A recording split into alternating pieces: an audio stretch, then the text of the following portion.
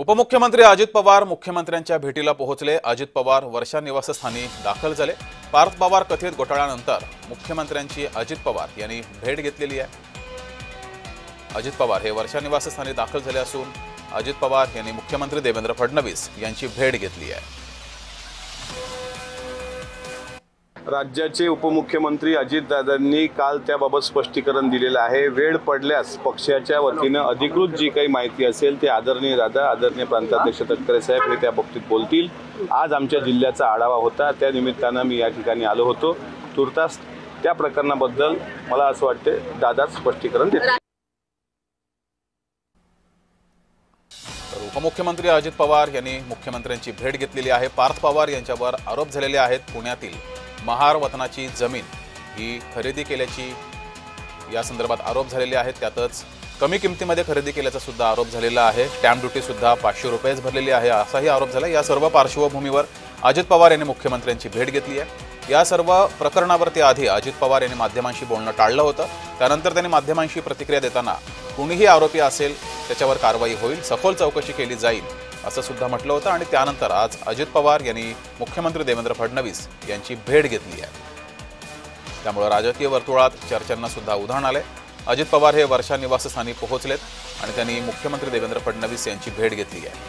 मात्र अजित पवार यांचे पुत्र पार्थ पवार यांच्यावर कथित घोटाळ्यानंतर अनेक आरोप झालेले आहेत। पुण्यातील महार वतनाची जमीन कमी किमतीमध्ये कशी खरेदी केली, 1800 कोटींची जमीन 300 कोटींना कशी खरेदी केली, सोबतच स्टॅम्प ड्युटी फक्त 500 रुपयेच का भरली, असे अनेक आरोप हे झालेले आहेत। त्यानंतर अजित पवारांनी मुख्यमंत्र्यांची भेट घेतली आहे।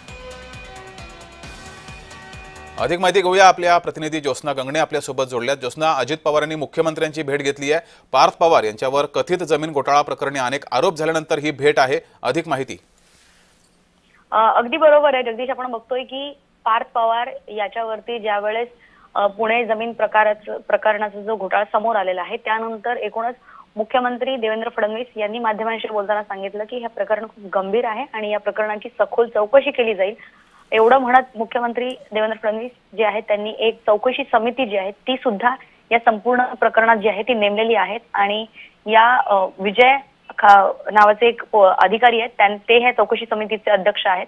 आणि आता या संपूर्ण प्रकरणात गृहमंत्री असलेले मुख्यमंत्री असलेले देवेंद्र फडणवीस यांनी चौकशीचे आदेश दिल्यानंतर उपमुख्यमंत्री अजित पवार आणि पार्थ पवारचे वडील ज्यांच्याकडे अर्थ खातं सुद्धा आहे ते आता मुख्यमंत्र्यांच्या भेटीसाठी जे आहे ते वर्षा निवासस्थानी पोहोचलेले आहेत। आणि यापूर्वी पण दुपारी साधारण 1 वाजता जो आहे तो महिला क्रिकेटर सोबत एक कार्यक्रम जो आहे मुख्यमंत्री देवेंद्र फडणवीस आणि उपमुख्यमंत्री अजित पवार यांच्या हस्ते महिला क्रिकेटर्स जे आहे ते सत्कार सन्मान करण्यात आला। आणि त्यानंतर जे आहे ते ठराविक कार्यक्रम जे होते ते मुख्यमंत्री आणि उपमुख्यमंत्र्यांचे होते। पण आता मात्र दोन्ही नेत्यांमध्ये जे आहे ते आता वर्षा निवासस्थानी या प्रकरणाला घेऊन चर्चा होणार आहे। आणि महत्त्वाचं म्हणजे अजित पवारांनी सुद्धा काल माध्यमांशी बोलताना सांगितलं की मला या संपूर्ण प्रकरणाची माहिती नाही, त्यांना बाहेरून हे प्रकरण कळाले आहे। त्यामुळे असाच सवाल उपस्थित होतोय की पार्थ पवार यांनी जवळपास 300 कोटी रुपयांची एखादी जमीन घेतलेली आहे ज्याची स्टॅम्प ड्युटीमध्ये फक्त 500 रुपयाच्या स्टॅम्प ड्युटीवरती हा संपूर्ण जो आहे तो जमिनीचा व्यवहार झालेला आहे। मग हे कोणाच्या वरद हस्ताने झालं आणि जर चौकशी समितीकडे जर अध्यक्ष म्हणजे चौकशी